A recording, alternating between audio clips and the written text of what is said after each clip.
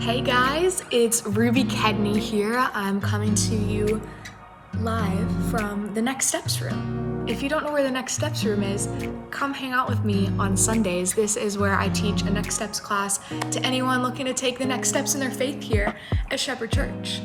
Okay, done with my quick plug. But I spend a lot of time in this room and I just love getting to hang out here with people on the weekends. So I work here at Shepherd Church, and I may know some of you guys from D groups because I am also a 7th grade girls leader. So special shout out to my 7th grade girls. I love you guys. And today I have the privilege to just hang out with you guys on YouTube. And I'm so excited to just spend some time together today and talk about dating. So I am married now, but I have dated before. And it led me to an amazing man, Cole Kedney, who is my husband. Some of you guys know him from Shepherd Kids. He's also the 6th grade boys leader. So shout out to the 6th grade boys at D groups as well. But Cole is awesome and I just love him so much. All the little butterflies. But I want to share with you guys a little bit more about how we came to get married and just some different dating tips I've learned along the way. So first off, I got to give you the story, right? Everyone wants to know, how did we meet? Because it's a pretty crazy story. So I live in California. I'm a Cali girl, and Cole is a Kansas City boy. He's from Kansas City, and we met at a mutual friend's wedding in Arizona, like a whole nother state. And our friends at the wedding were trying to set us up, like, you guys need to meet each other and go meet each other at the wedding or sit together. They sat us at the same table, they were really trying. So anyway, we met at this wedding, but we lived thousands of miles away from each other. Literally, it was like 1,614 miles. Yes, I have that memorized because I would always look it up on Google Maps because we were so far away from each other. But anyway, one day after 8-9 months later of meeting at this wedding, Cole had been reaching out to me, on social media, sliding in the DMs, and he finally wanted to call me. And so he asked if he could give me a call on the phone, and I originally said no. I said, no way, because I was so scared. I was like, what is he gonna say? He's gonna be like, I don't think we should keep texting, or I didn't know. I was nervous. Told my roommates, and they're like, what are you doing? Go talk to him. So I called him on the phone. We talked for like an hour and a half. And sweet Cole said that he wanted to fly out to California to come and visit me and just get to know me and take me on a date. And let me tell you, I felt like I was truly living in a movie. Like, it sounded like a Hallmark movie. So I said yes, he flew out. We spent a few days getting to know each other. Rest is history. I went to Kansas, visited him sometimes, and we were long distance the entire time we dated, except for a few months when we both worked at the same summer camp over the summer, so we got to be around each other every day, which was awesome. And then we got engaged about 1.5 years in, and now we've been married for 2 years, which is crazy. See the bling bling?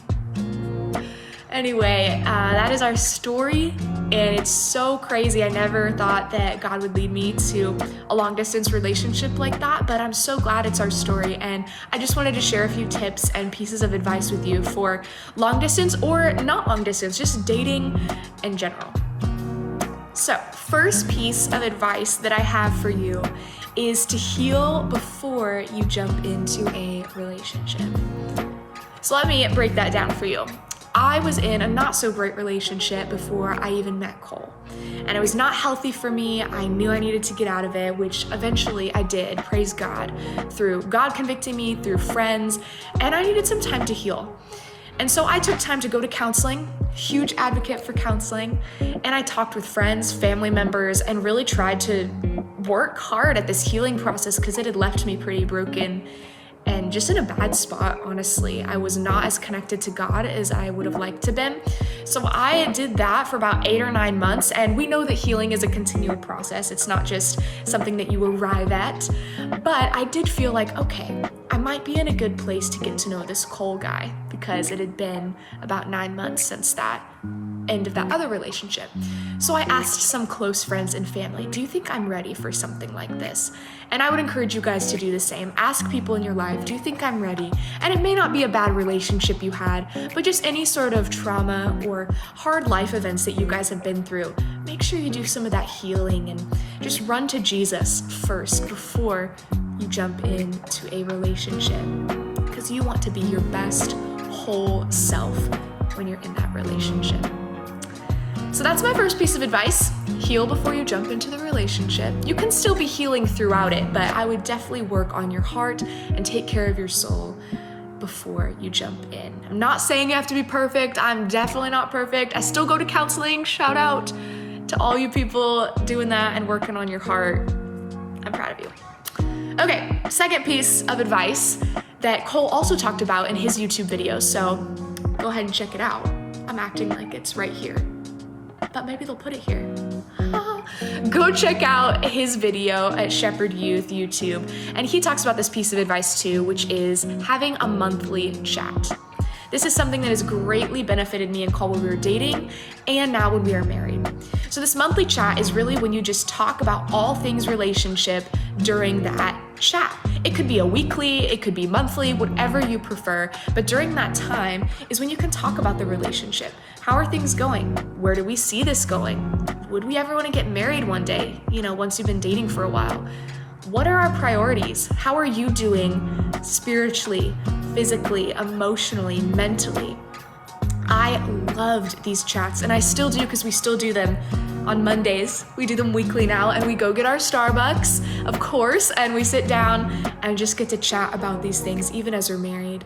But it was so great and effective way to communicate when we were dating. So no matter how long you've been dating, I encourage you to just start one of those weekly or monthly chats, and that's when you can talk about all those things, and it's no topic is off limits. You both say, hey, I'm open to hear how you're feeling, and I'm just gonna listen, right? I'm not gonna speak back or try to correct you. I'm just gonna listen to how you're feeling, how I could love you better, how you could love me better, and all the good things. Also, as a girl, I know that my heart tend to run quickly to, oh man, I want to marry this guy, and I'm already planning my wedding in my head, which is fun and great, but also I needed to protect my heart a little bit because we had not been dating that long, and I didn't know if we really were going to get married or not. That's not something we'd seriously talked about yet or felt like that was the right time to.